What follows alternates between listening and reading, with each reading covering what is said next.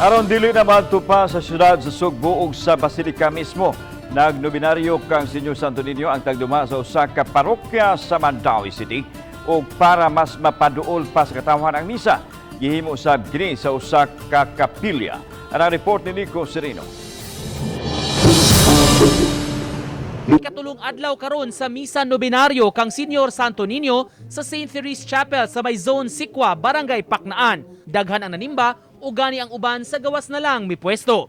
Ang nobinaryo sa kapilya gilusad sa ilang kura paroko aron ang mga deboto dili na moadto sa simbahan ug bisan sa Basilica sa Cebu City. Dili na sila makagasto pa og pamiliti apan makapangaliya gihapon. Lisod kay sudlon Basilica pod. Lisod. Anong kanang akong gihangis la, ay lang ato dito nya plite pag yung kayo. Naalala lang ta sa ginagmay lang eh. Inato. Paris-pris nga kanang kugihan jud kaayo. Unya nga kanang iya bitaw hatagan og misa ang kanang mga gagmay nga kapilya.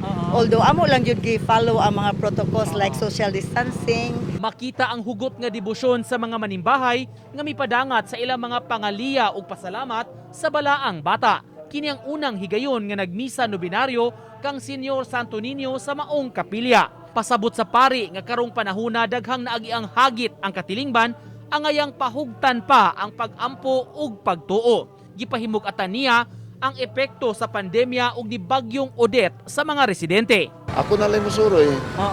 Aron labi nang yung panahon sa pandemic kanang lagi sila kadangpan nga pagtuo nga kadangpan sa ulugon.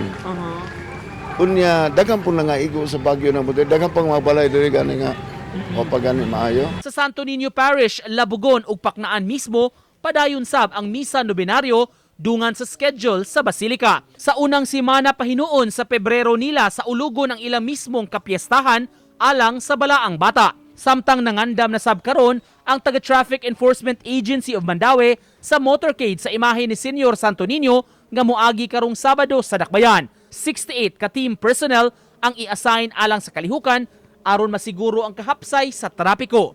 Uban ni Godfrey Relien, Nico Sereno, Balitang Bisdak.